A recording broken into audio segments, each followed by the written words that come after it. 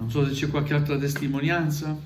Andiamo a vedere la Bibbia e condividiamo insieme un passo della parola, così come la troviamo scritta in Matteo, capitolo 15, dal verso 21 fino al verso 28. È un passo conosciuto. Alleluia, abbiamo anche predicato altre volte su questo passo, ma ogni volta c'è qualcosa di nuovo sempre nella parola. E anche se ascoltiamo le stesse cose, noi abbiamo bisogno a volte che ci vengano ricordate le cose. È vero? Amen. O no? Amen. Alleluia. Grazie per esservi alzati in piedi. A Dio la lode. Inizio la lettura.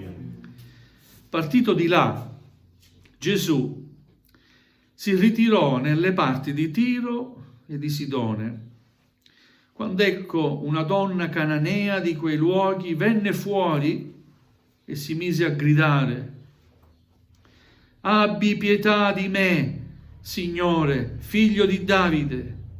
Mia figlia è gravemente tormentata da un demonio». Ma egli non le rispose parola. E i suoi discepoli, accostatisi, lo pregavano dicendo: «Mandala via, perché ci grida dietro». Ma egli rispose: «Io non sono stato mandato che alle pecore perdute della casa di Israele». Ella però venne e gli si prostrò davanti dicendo: «Signore, aiutami». Ma egli rispose: «Non è bene prendere il pane dei figli per buttarlo ai cagnolini». Ma ella disse: «Dici bene, Signore. Eppure anche i cagnolini mangiano delle briciole che cadono dalla tavola dei loro padroni». Allora Gesù le disse: «O donna, grande è la tua fede, ti sia fatto come vuoi». E da quel momento sua figlia fu guarita. Amen. Amen. Amen. Accomodatevi. Gloria al Signore.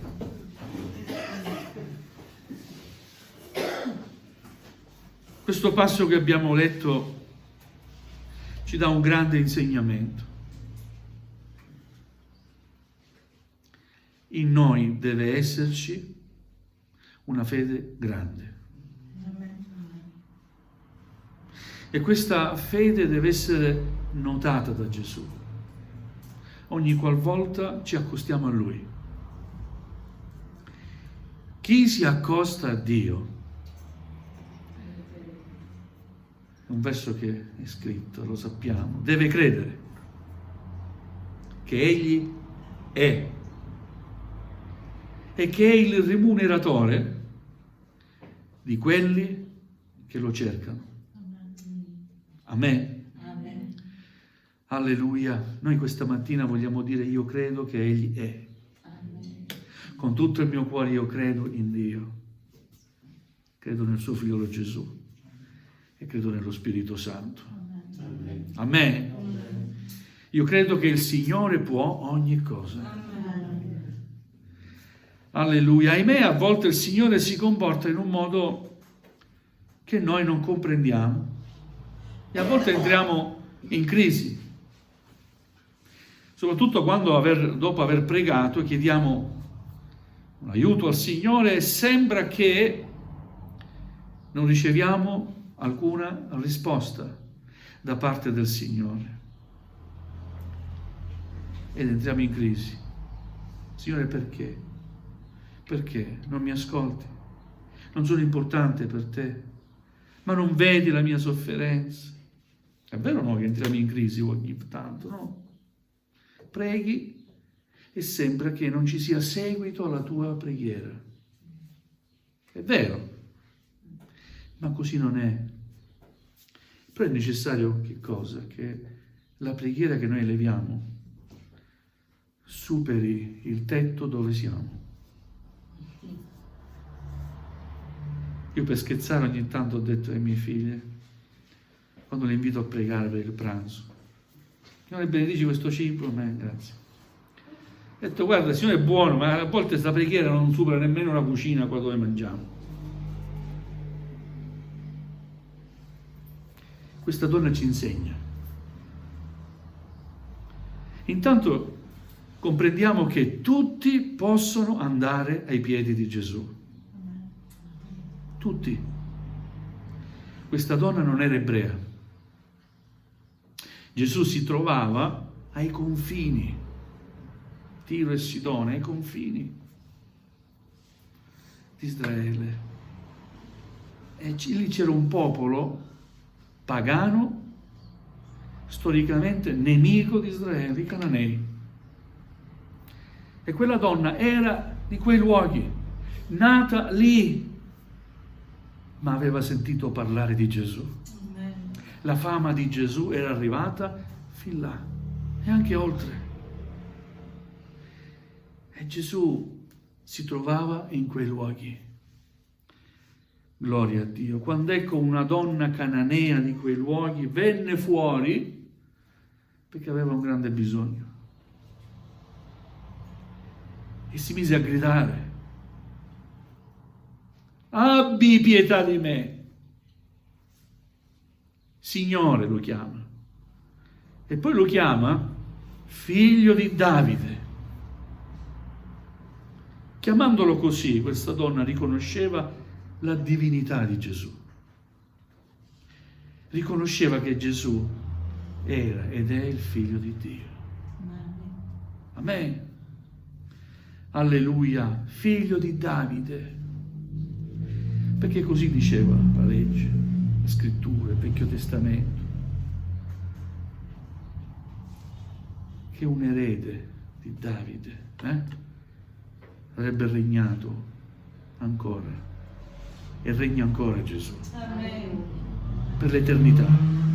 Non mancherà nessuno. Questa fu la promessa che Dio fece a Davide: non mancherà nessuno della tua famiglia che regni sul mio popolo. A me fino a Gesù.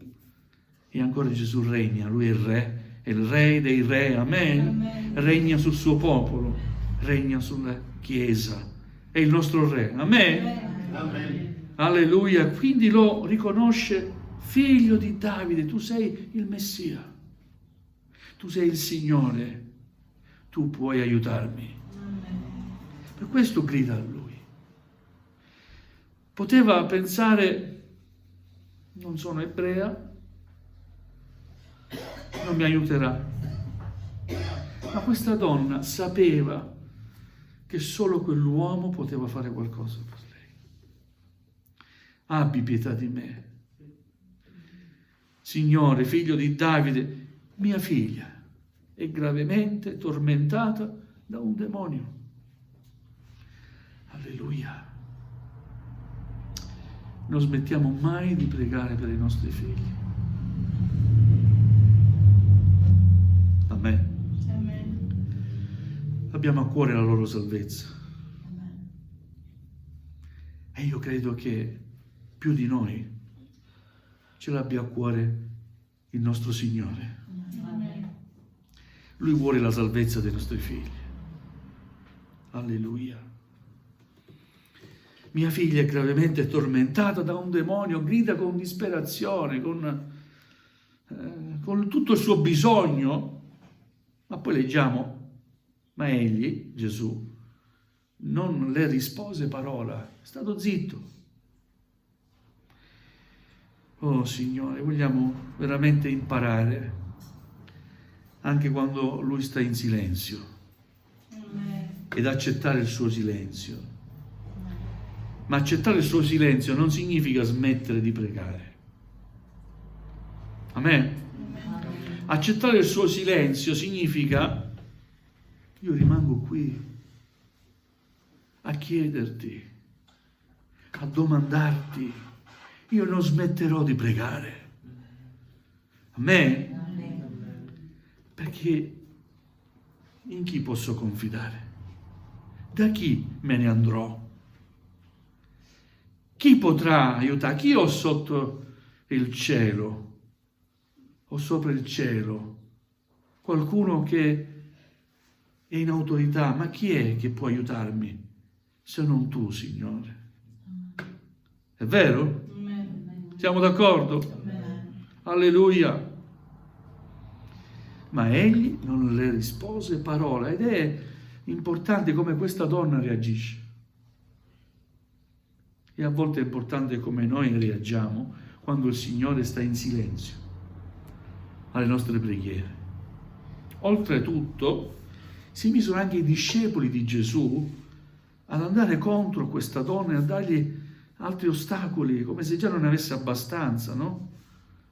Dicevano a Gesù: sì, Signore, ma mandala dietro, questa ci infastidisce, mandala via, ci grida dietro. E Gesù gli dà una bellissima risposta: io non sono stato mandato che alle pecore perdute della casa di Israele. I discepoli vedevano in quella donna un fastidio, mentre Gesù vedeva in quella donna una sua figliuola. Amen. Alleluia. Ancora questa donna,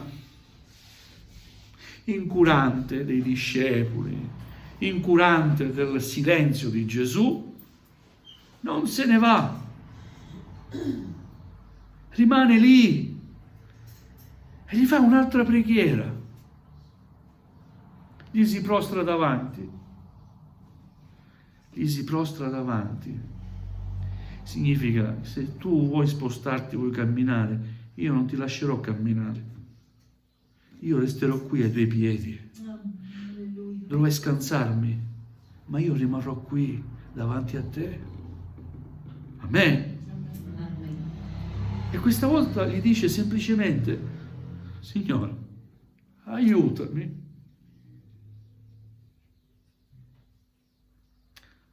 Quanto bisogno c'è in questa richiesta? Signore, aiutami. È la preghiera di una mamma che non ce la fa più. È la preghiera di una donna stanca. Amen. È la preghiera di una mamma che darebbe la sua vita per sua figlia, se servirebbe a qualcosa. Ma non servirebbe a niente dare la vita per i propri figli. Qui c'era bisogno di un intervento soprannaturale. Qui c'era bisogno dell'intervento divino di Cristo Gesù, che ha autorità sui demoni, che ha autorità su Satana. Chi poteva liberare quella donna era quel Gesù che era proprio lì, davanti a lei. Amen.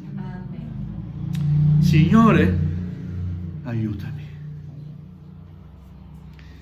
Questa, insieme forse a un'altra preghiera che fa Pietro, è una delle preghiere più belle che troviamo nella Bibbia.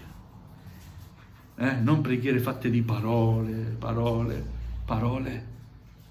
ma preghiere frutto di un cuore che necessita, che crede e che ha bisogno. Pietro, mentre stava affondando, ricordate quella preghiera? Signore, salvami. Questa donna dice: Signore, aiutami. Alleluia. E questa volta Gesù gli risponde. Vedete, il silenzio di Gesù non dura per sempre. Egli sa fino a quanto noi possiamo resistere.